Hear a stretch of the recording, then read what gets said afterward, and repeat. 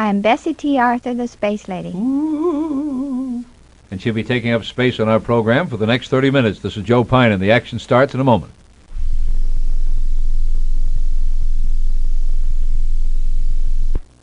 With us now is Mrs. Bessie T. Arthur, better known as the Space Lady of Colorado Springs. We'll talk about her spectacular healing power, and particularly the cooperation she gets from the, and I quote, space people, unquote. But first, Bessie, you have said part of your mission is to tell us Earth folks about the supermen who are coming down here soon. Would you elaborate on that, please? Yes, I have a great deal of records on this, and in my memory and all.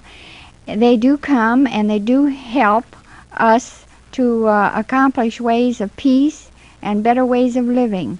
They could have brought peace to this earth if we had listened to them sufficiently to bring this about. Is it true that you left your husband for one of these spacemen? Oh, no. Why did you divorce Mr. Arthur?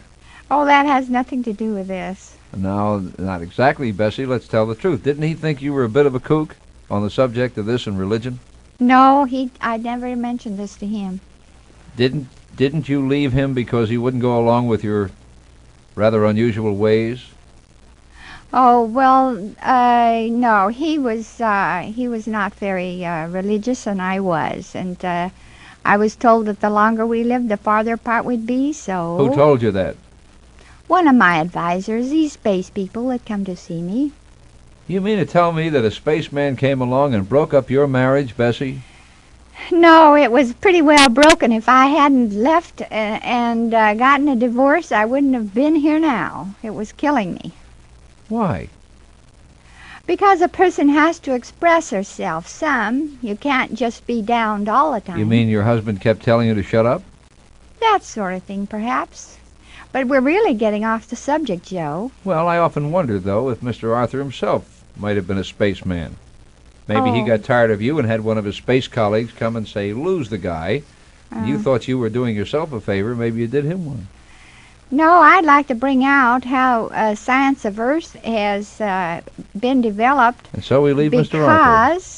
Because of the reports on the flying saucers. I have an article here dated even way back in 1952 on this. It says, science used on reports of sky saucers.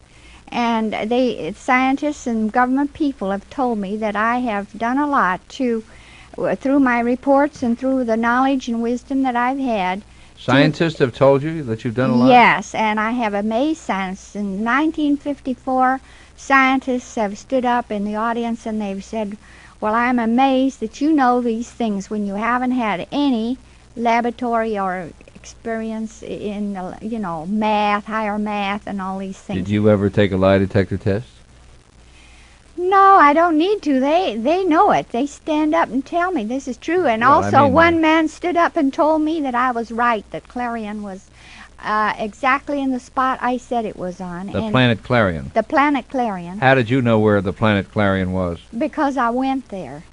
You went to the planet Clarion? Yes. Ooh. Well, don't be insipid about it. Would you locate the planet Clarion for me? I don't believe I have it in my atlas. It's one of the 12 planets in this universe, and this number 44 who comes through Salt Lake City brings out that there are 12 planets in this universe, and the planet Clarion, or Veda, is the higher octave of this Earth. What man told you that you had that correctly placed?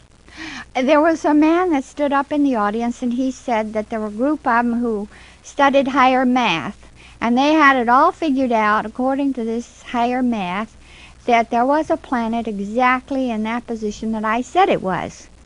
And he had questioned me over a long period of time like scientists do. I used to stamp my foot because I thought they were making fun of me. And turn my back on them when they'd start asking me questions way down, primary questions, and then go back over and ask me the same questions again. You stamped your foot? I would stamp my foot and be furious at them because I thought they were making fun of me.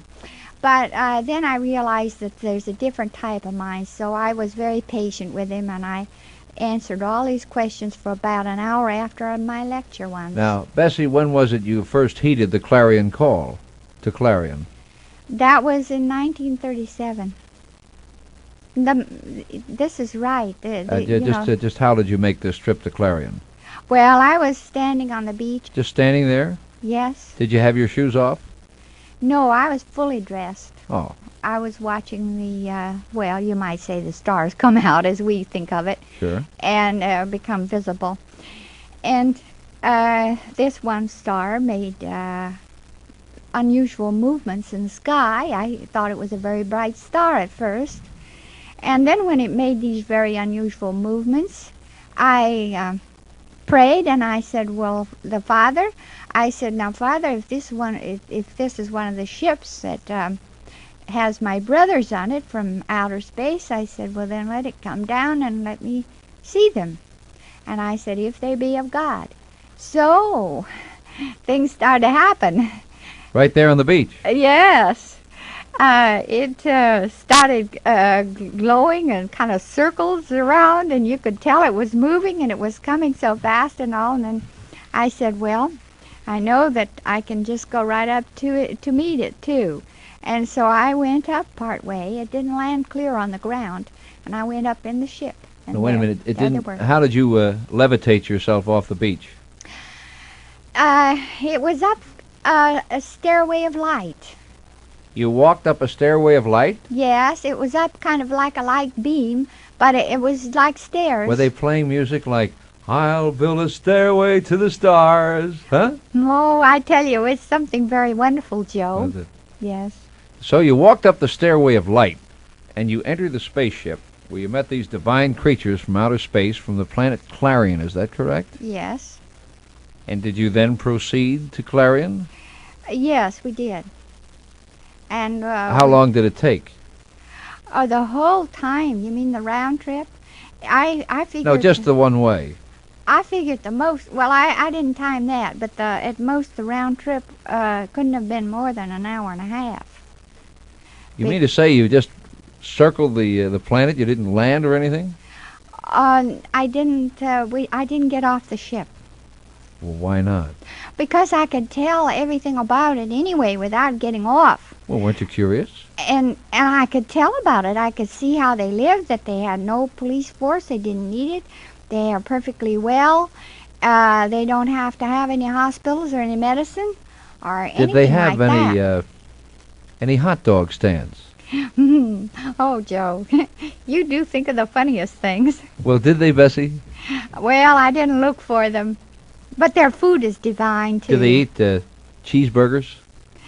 Well, you can have a cheeseburger, a hamburger, a hot dog. Right there on Clarion. If you want it. Whatever your heart desires. Do they smoke cigarettes? You know, occasionally I have seen a spaceman smoking a cigarette. Filter or regular? I didn't check that. There weren't so many filters the last time I saw one smoking. Any of them smoke cigars? In fact, well, I'm just about getting to that point where one smoked a pipe. He was here about 3 months, and I knew him for about 3 months. And that was in '53 before he took off in his spaceship, and he smoked a pipe.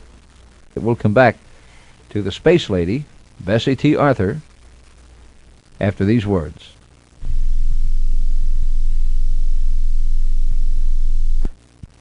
When you were in the spaceship, did you notice a sound as if an owl would be hooting at any time over the PA system of the ship? The hooting as of an owl.